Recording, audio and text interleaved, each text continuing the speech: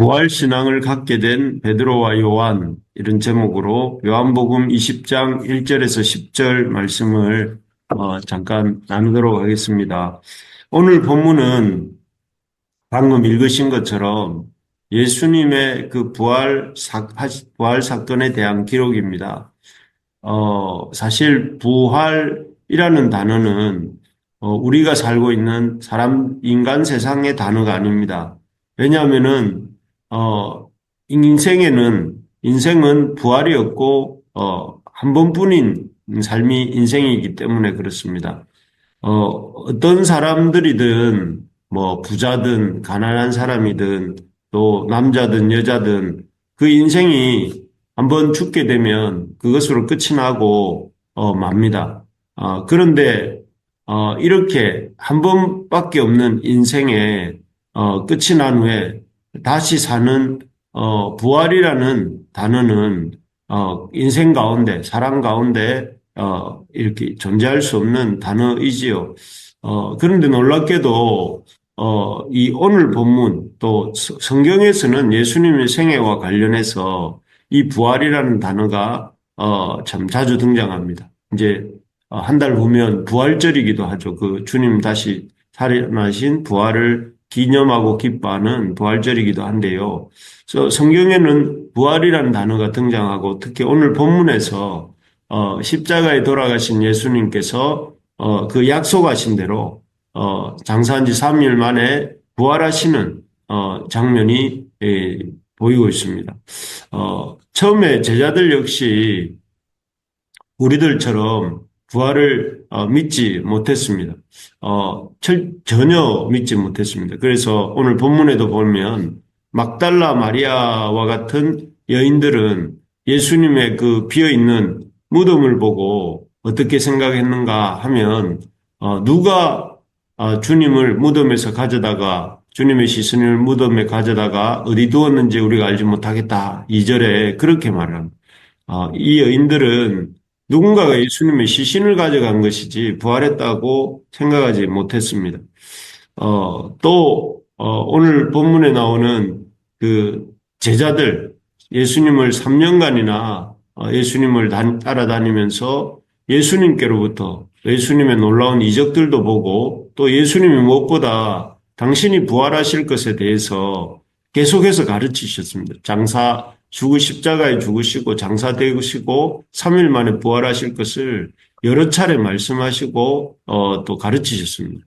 하지만 그들은 예수님이 이렇게 십자가에 못 박혀 돌아가시고 장사한 지 3일 만에 다시 살아나셨을 때에 예수님의 부활을 떠올리지 못했습니다.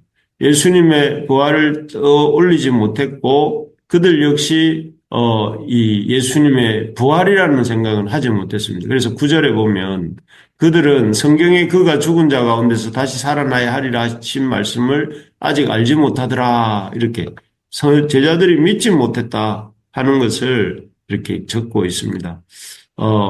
어쨌든 그만큼 믿기 어려운 사건이 부활이었습니다. 예수님의 부활이었습니다. 그리고 이 부활을 받아들이는데 시간이 많이 걸렸습니다. 하지만 이 부활 사건을 이렇게 목격하고 있는 오늘 두 제자, 2절에 보면 시몬 베드로와 예수께서 사랑하시던 그 다른 제자라고 되어 있는 이 두 제자는 훗날 예수님의 놀라운 부활의 증인이 됩니다.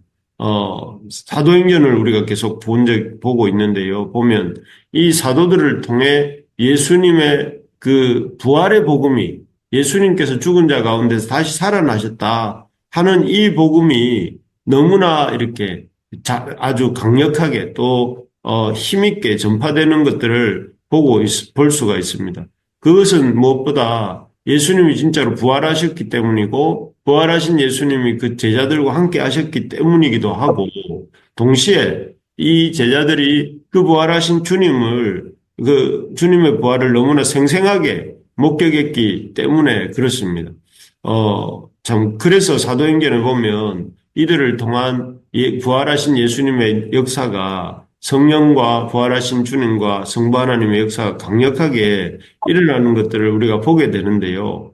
여기서 우리가 생각해 보려고 하는 것은 어떻게 이 제자들은 하나님의 그 예수님의 부활에 대해서 믿지 못하다가 이렇게 믿게 되었고 또 참 이렇게 믿은 이후에 그들이 그렇게 강한 확신 가운데 예수님의 부활에 대해서 전할 수 있었는가 이러한 것들을 살펴보면서 우리도 어떻게 하면 이렇게 예수님의 제자들처럼 부활을 힘있게 전하는 하나님의 사람들이 될 수 있는가 하는 것들을 생각해 보려고 합니다. 먼저는 이들이 어떤 과정을 거쳐서 부활을 믿게 되었고 그 부활을 전파하는 복음의 사도가 된 것인가 하면 그들은 이 막달라 마리아의 말을 들었고 또 예수님의 무덤에 들어가서 이 부활의 현장을 보았기 때문에 그렇습니다. 1절을 제가 읽어드리겠습니다. 1절입니다. 안식 후 첫날 일찍이 아직 어두울 때에 막달라 마리아가 무덤에 와서 돌이 무덤에서 옮겨진 것을 보고 예수님의 그 부활의 첫 증인은 놀랍게도 이 여인들이었습니다. 당시 이 여인들은 그 증언이 법정에서도 받아들여지지 않을 만큼 참 이런 이 지위가 오늘날에 비해서 훨씬 낮았던 그런 시대였습니다. 그런 시대에 부활의 첫 증인이 여성들이었다는 사실은 참 부활이 얼마나 참 그 실제적이고 정말로 일어난 사건이라는 것을 반증해주는 이렇게 증거라고 할 수 있겠죠. 부활이 그렇게 불확실하다면 더 강력한 증인을 세웠을 터인데 부활이 너무나 확실하기 때문에 어떤 증인이 있을지라도 그 부활에 대해서 누구도 부인할 수 없는 그 정도의 강력한 참 이 사건이었다는 것을 우리가 볼 수 있는데요. 어쨌든 이런 여인들이 예수님의 부활을 목격하고 돌아와서 베드로와 요한에게 이렇게 이 사실을 알립니다.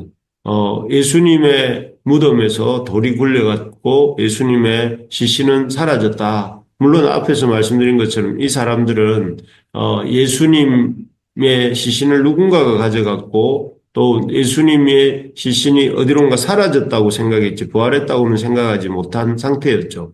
그런 참 막달라 마리아의 말을 듣고 이 두 제자들은 뛰어갑니다. 무덤으로 가서 그 무덤 안을 살펴보고 그 무덤 안의 정황들 5절부터 나오는 구부려 세마포 놓인 것을 보고 또 세마포와 함께 이 머리를 샀던 수건이 개켜 있는 것도 보고 하면서 그들은 이 빈 무덤의 현장을 직접 자신들의 눈으로 봅니다. 그래서 두 제자는 그 여인들의 말을 듣고 무덤으로 가서 비어 있는 그 무덤과 개켜 있는 예수님의 수의와 또 두건을 보면서 보았습니다. 그리고 그것이 훗날 그들이 예수님의 부활을 참 힘있게 증거할 수 있었던 그런 근거가 되지요.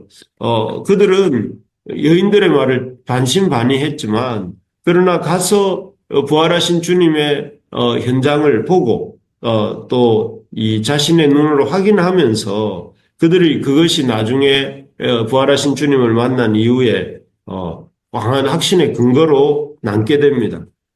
만약에 이 사람들이 여인의 말을 듣고 그 말을 믿지 못해서 그 현장으로 가지 않았더라면 또 그 현장에서 그 부활하신 예수님의 비어 있는 무덤과 또 예수님의 그 개켜 있는 옷들과 이러한 것들을 천사들을 만나지 않았더라면 이 사람들은 훗날 예수님의 부활을 그렇게 뜨겁게까지 믿지는 못했을 것입니다.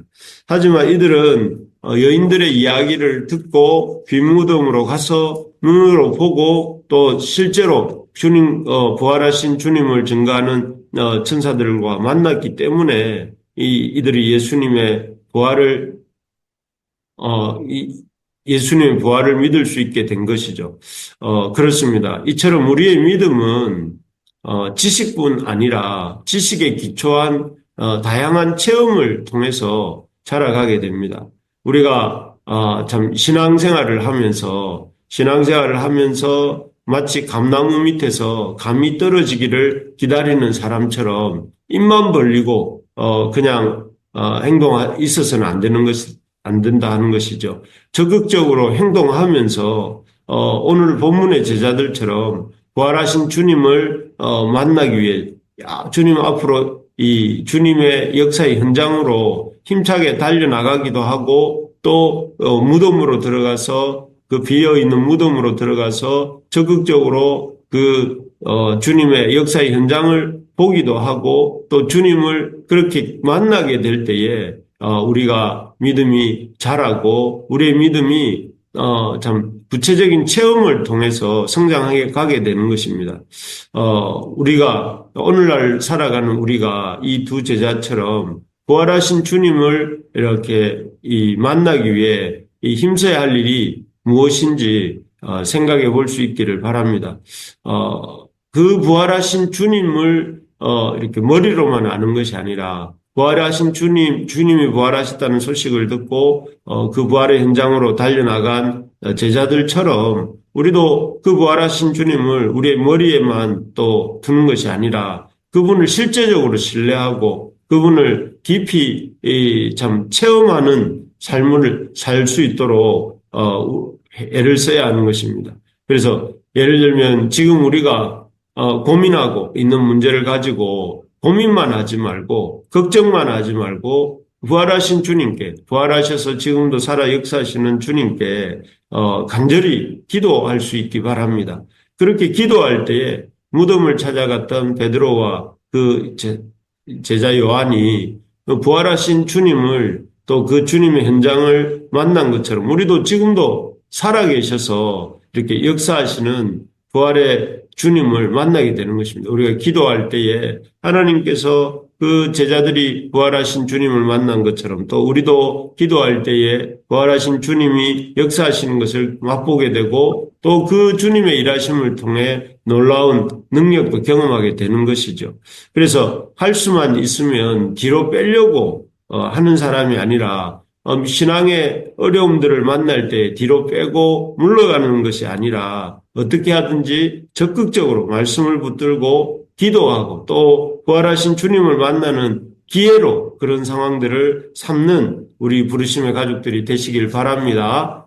그래서 난관 앞에서 뒤로 물러가는 자가 아니라 난관 앞에서 앞으로 나아가서 그 주님을 만나고 만난 주님을 의지하고 또 그렇게 주님을 참 붙들고 믿음 생활을 해나갈 때에 그런 더 우리가 생각하는 것보다 더 큰 믿음을 주님이 주시고 또 그 믿음 가운데서 역사하신다 하는 것을 붙들고 살아가는 저와 여러분들 될 수 있기를 주님의 이름으로 간절히 소망합니다. 아멘. 아멘.